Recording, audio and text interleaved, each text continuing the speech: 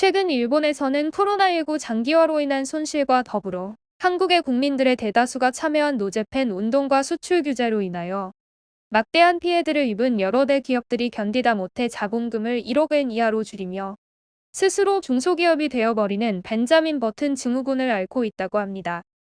지금으로부터 2년 전 일본으로부터 수출 규제 통보를 받게 되어 우리 한국인들은 분노하기 시작했고, 그에 따라 대대적인 일본 불매 운동 노재팬 운동이 시작되었죠.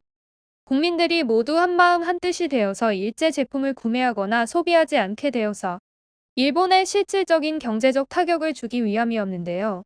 그러나 당시 일본인들은 한국의 이런 행동에 대해 오래가지 못할 것이라며 비웃으며 비꼬기까지 했으며, 오히려 한국은 수출 규제로 인해 일본이 없으면 세계에서 살아남을 수 없을 것이라는 것을 이번 기회를 통해 뼈저리게 알게 될 것이라고 말해왔습니다.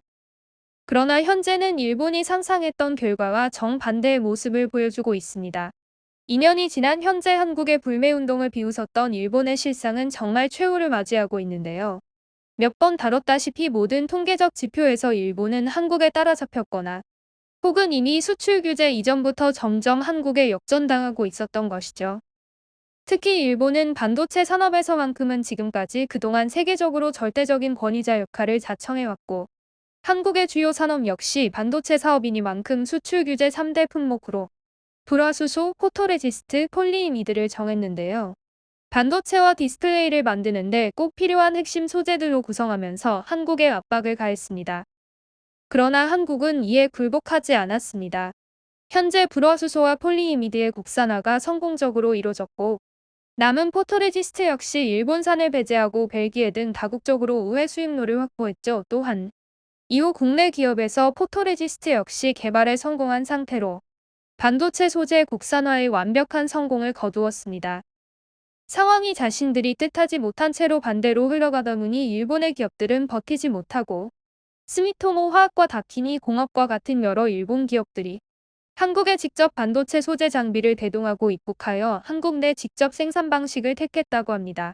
당연히 일본 내에서 이러한 소식을 접한 일본인들에게는 좋은 소식이 아닌데요. 게다가 그동안 한국인들은 절대 일본 의존도를 낮출 수 없고, 만일 일본을 버린다면 한국은 완전히 패망할 것이라며 수준 낮은 발언을 일삼아왔는데, 상황이 뜻대로 되지 않고 수출 규제가 오히려 자신들의 약점들과 치부를 한국에 노출한 꼴이 되어버렸으니, 이러한 소식은 마치 일본인들에게 청천벽력과도 같은 소식이었겠죠. 이렇게 한국이 계속해서 탄탄대로를 걷고 있을 동안 자신들에게 닥친 코로나와 수출 규제 같은 문제들로 인해 소니, 샤프, 파나소닉 같은 일본의 대표적인 굵직한 대기업들마저도 현재 휘청거리고 있으니 일본인들의 꼴은 진짜 말이 아니게 추해진 상황입니다. 특히나 현재 일본의 대기업이라 불리우는 다이쇼, 침레, 사카이마크, 마이니치 신문 등은 업종을 막론하고 자본금을 1억 엔 이하로 줄여버리면서 스스로 중소기업이 되기를 자청하니, 이러한 상황은 정말 암담하다 못해 처참한 실정이기도 하죠. 얼마 전 도쿄 시내 투어버스의 대명사로 한국에서도 상당히 입지가 높은 하투버스는 주주총회에서 자본금을 4억 5천만 엔에서 1억 엔으로 줄이기로 결정했고, 규슈 지역의 상장 백화점 기업인 이즈스야 역시 같은 날부터 무려 105억 엔에 육박하는 자본금을 1억 엔으로 줄이기로 결정했다고 합니다. 그리고 일본 여행사 JTB 또한 지난 3월 자본금이 23억 4백만 엔에서 1억 엔으로 줄이기도 했죠. JTB는 2019년 기준 매출이 무려 1조 3,674억 엔이며 임직원 수는 무려 27,212명에 달하는 대기업이었으며, 매년 각종 설문조사에서 일본 대학생들이 가장 취업하고 싶어하는 기업 중 최상위에 랭크되어 있는 기업이기도 했습니다. 이와 같이 일본 기업들이 자본금을 줄이는 결정을 내리자 일본인들은 그야말로 통탄에 빠지고야 말았다고 하는데요. 일본은 버블 이후 지난 30년 동안 일본 경제는 계속해 내리막길을 걸어왔고, 그뿐만이 아니라 코로나와 한국의 수출 규제라는 더블 악재가 터지며 완전히 일본을 덮쳐버린 것입니다. 일본 누리꾼들도 이런 사실이 전해지자 도저히 믿기지 않았답니다. 대기업은 일본이라는 나라를 대표하는 랜드마크인데 이런 결정을 내렸다는 것, 정말 상황이 극단적으로 나아가고 있다는 것이다. 일본 대표 기업이 중소기업 흉내를 내는 것은 상당히 올바르지 못한 일이다. 이것도 다 한때이다 무사히 이겨내고 지나갈 것이다. 이렇게 점잖게 말하는 일본인들도 있었지만 화가 상당히 많이 난 일본인들도 있었습니다. 게다가 그들은 자신들이 투표에 자리매김한 일본 정부가 내린 결정 때문에 이러한 상황이 왔지만 갑자기 한국이 등장하며 한국 때문이라며 자신들의 처지를 부정하고 있는데요. 애초에 한국의 강제징용 배상 문제 때문에 이런 일이 일어난 것이다. 한국이 강제징용 배상을 논하지 않았다면 이런 일은 없었을 텐데 한국도 결국 일본과 똑같은 피해를 안고 있는 것이다. 잘못된 판단과 결정을 내린 한국이 문제다. 한심하다고 생각되는 반응들입니다. 더구나 과거 도시바 사건에서도 드러났듯이 일본의 대기업 경영진들은 무리한 경영으로 인하여 자신들의 상황에 기름을 끼얹으며 결국 영국의 글로벌 사모펀드에게 인수되고 말았죠. 그 당시 인수 중 나왔던 이야기들을 살펴보자면 도시바뿐만 아니라 일본 맥도날드, 닛산 등 일본 기업들은 현재 자신이 처한 상황도 제대로 인지하지 못했으며 우수한 인재를 발굴할 생각도 전무했다고 하며 일본의 현 문제를 직설적으로 지적하며 비판한 적도 있었습니다.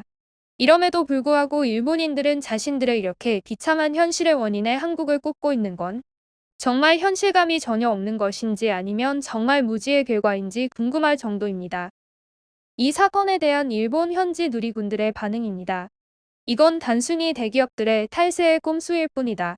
아무리 경제가 심각해진다 해도 대기업의 사장들이 바보도 아니고 괜히 자신들의 이미지를 저렇게 깎으면서까지 중소기업이 되려고 안달이 났을까.